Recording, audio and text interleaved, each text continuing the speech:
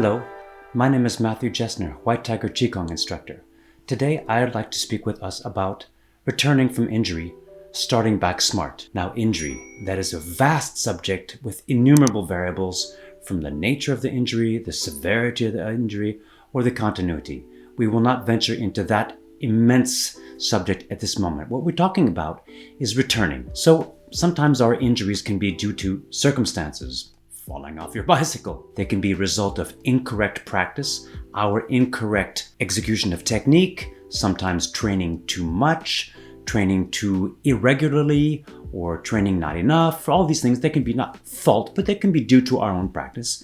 And sometimes our injuries can be due to incorrect or inappropriate instruction. Now, inappropriate instruction doesn't mean that there are bad people out there teaching poorly. It's a question that maybe the class is too advanced, or maybe it's too long, or sometimes the person has too many people in the class and they can't really give you the attention, and maybe you're not following the instructions correctly and you can hurt yourself. So be careful how you train when you train, and also the circumstances in which you train. So, with any kind of obstacle, it's important to have the appropriate diagnosis.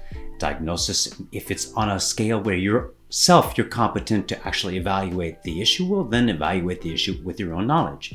If you need to go beyond to your teacher, shifu, or teachers of whatever instruction you're learning for, then look into that.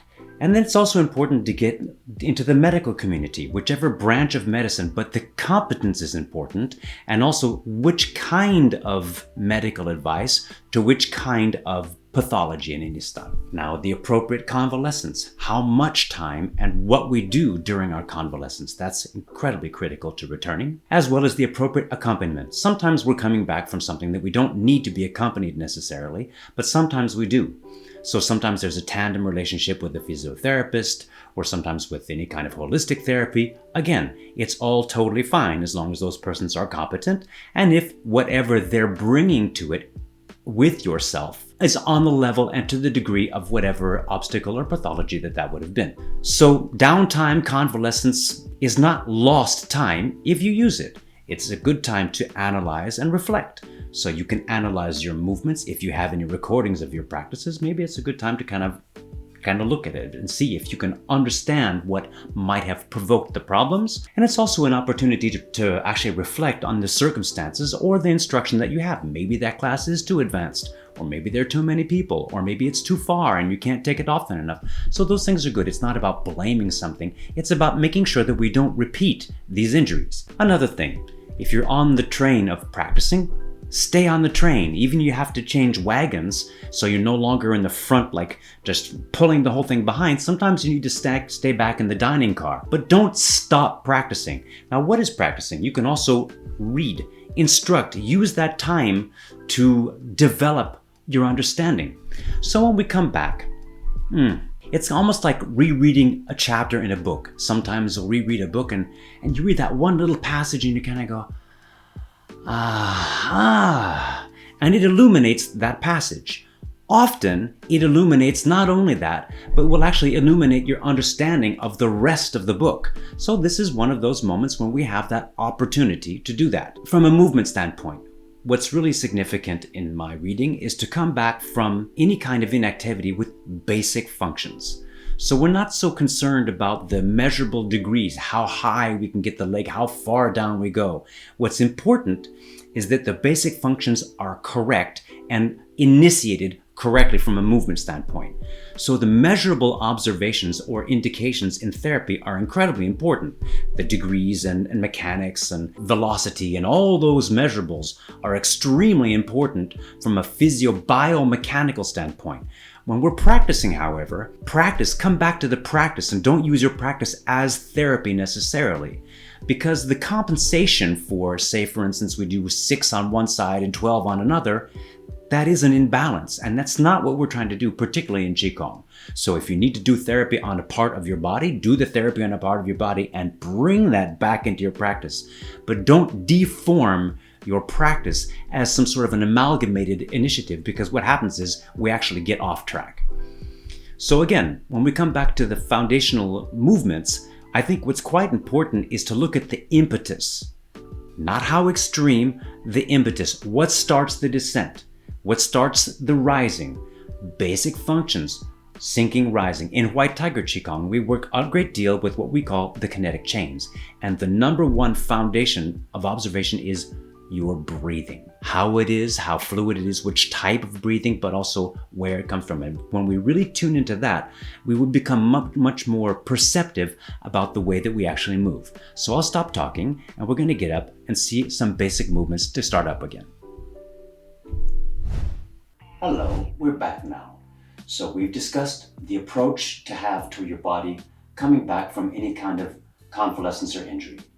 Number one, we're going to just move back in remembering basic functions. This might be very rudimentary for some of us, but at the same time, rudiments are good. So for the sake of simplicity, let's just start from the ground up. We're not going to go into the myriad of possible injuries and inconveniences. And we also do know, however, that in our practice, the execution of form, that we're going to try to keep it as pure as possible and not use it as therapy. What I mean is if you have an ankle strengthening that you have to do, using your TheraBand, and you're supposed to do a certain number of exercises more on one ankle than on the other. As an example, when we're doing our forms, it's important not to do that because we engage so many other systems and reflexes that we actually imbalance our practice. So therapy is therapy, do it, and our Qigong is practice, and please stay on that track. We're going to talk about weight bearing. Let's start from the ground up because it's just, as I say, a little bit easier. Weight bearing on the feet, important. The feet are on the floor and they're engaged, so they're not just there. No waffles here. So they're there, and we can start to observe as we start to even just very gently rising back and forth on the feet, just watching how it tracks. And observe, always observe. If you find yourself tracking off to one side because you're kind of sparing one side or something else is happening, just watch the movement impetus. See how that goes. Just very gently, feel that. Drawing up in the arches, the Yang Chuan.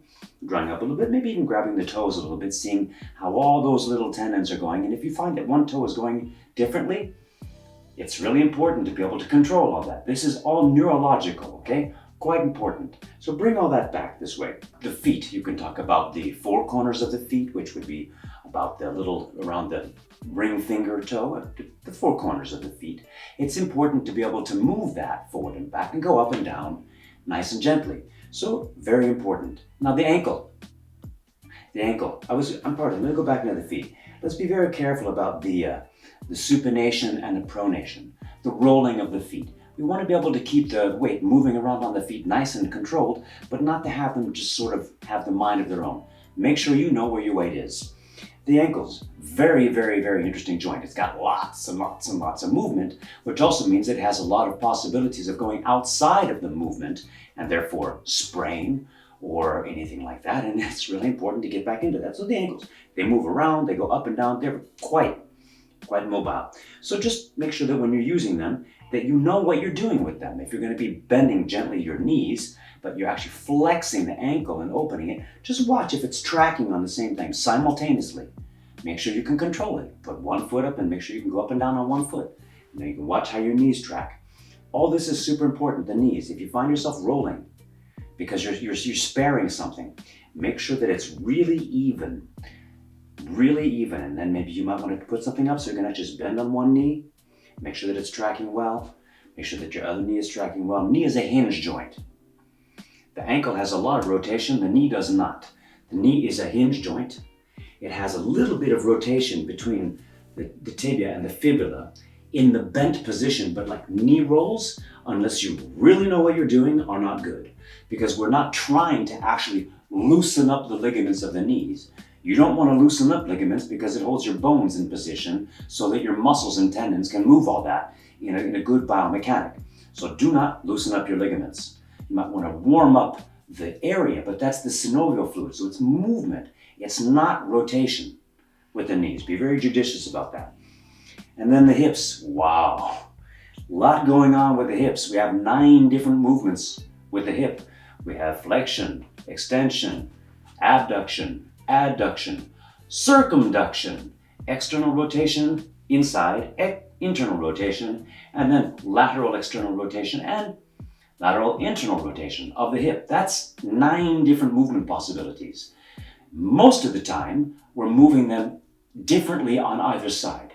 Sometimes when we're on the floor, we might be doing some abduction and some adduction at the same time, lifting the knees. Unless you're lying on the floor or doing a back tuck, you're going to be lifting usually one knee at one time and standing on the other. So there's a lot happening here.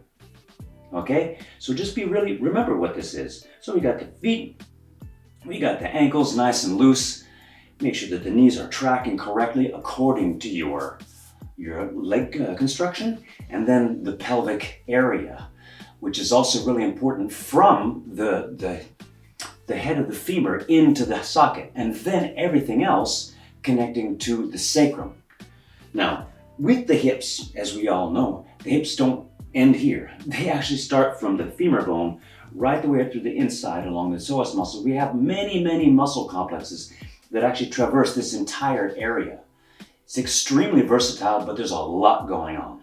So we need to make sure that we move this in all of its ways as evenly as possible. We're going to be doing flexion, we're going to be doing our extension. If you're in bone pull, this is an extended position. You're flexing here in the front. So this thigh is flexed, this thigh is extended, all kinds of things happening, okay? Then with the sacrum, we're starting to talk about the spine now. The sacrum is part of the back, 4 parts of the back. But the first part is actually embedded into the pelvic girdle, so it doesn't really move much. There's micro movements in between the vertebra of the coccyx, but we want to usually avoid that unless you're adjusting it to be in a better configuration for all the nerve diffusion. But the parts of your back that actually move are 3, lumbar, thoracic, and cervical. Okay, so when we've got everything all stacked up, let's start watching how we do. Even for instance, when you're going to step somewhere. Do you rock back before you step, or do you fall forward before you step? Watch your movement impetus as you're going into things. Very important. Observation. We're still moving back into the body. So our back is not only in the back, our back is in the middle actually. So our posture in the back is also somewhat directed by what's happening in the front, because there are many muscles that traverse the inside of the spine and not just the spinal erectors on the outside. So there's a lot happening on the spine inside, including the respiratory diaphragm, which attaches to it. So our breathing is incredibly significant to the posture of our whole thoracic well-being. And then the ribs. Okay, so we're moving in now. We got our lumbar, got 5 vertebrae there, you got 12 here and 7 up here. So there's a lot of vertebra action here. And we're trying to be careful about our rotations. We're going to be talking a lot about how we actually make the vertebra not compress. All these things that we know. So just move in. Wait. Not too much supination, not too much pronation. Make sure that your ankles are nice and good. Check out the knees, how they're actually working simultaneously, if you so choose, or independently, if you so choose. Control all that. Controlling the hip movements, making sure that you can find out where they are and the different postures that you're in and all of your practice. And then the spine, shoulders. Shoulders are interesting. The clavicle at the sternum is actually the shoulder joint, if you will. This part here is the top of your arm, the humerus, the arm bone that comes into the thorax. This is still your arm.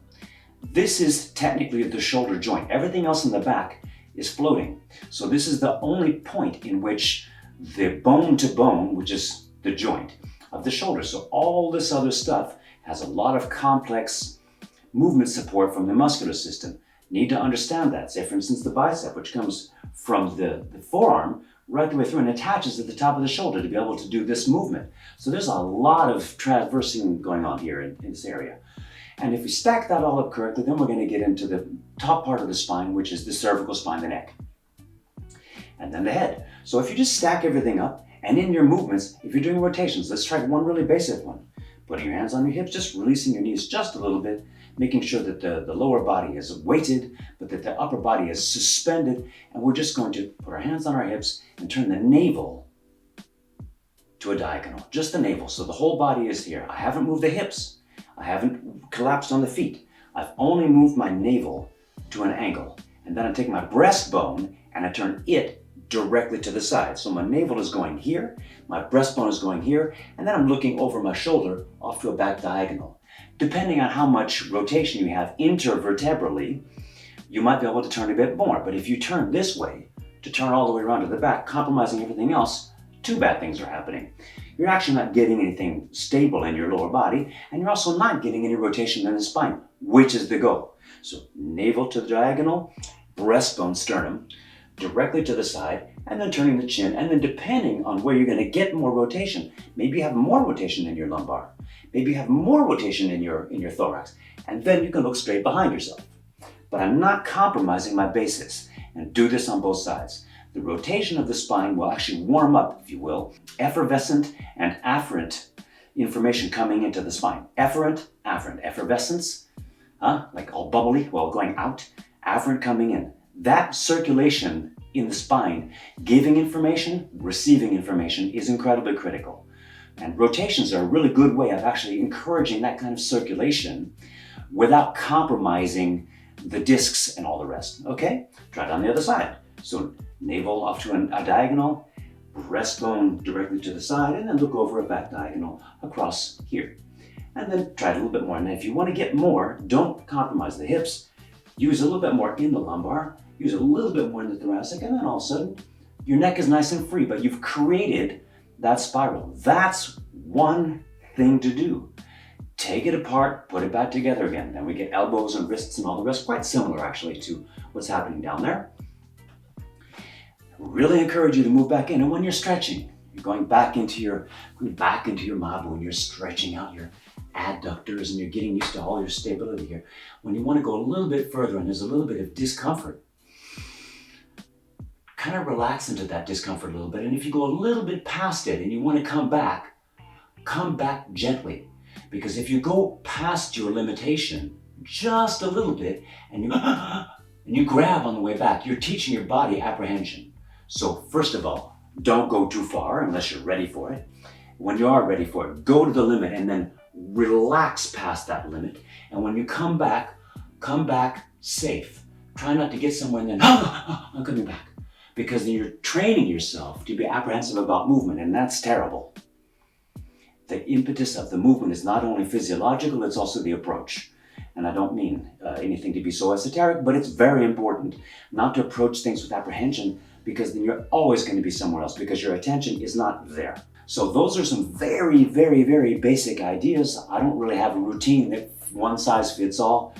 Move back in, use your knowledge, and if you don't have enough knowledge about something, take this opportunity to teach yourself about your instrument, which is the body that will allow you to practice Qigong. Thank you.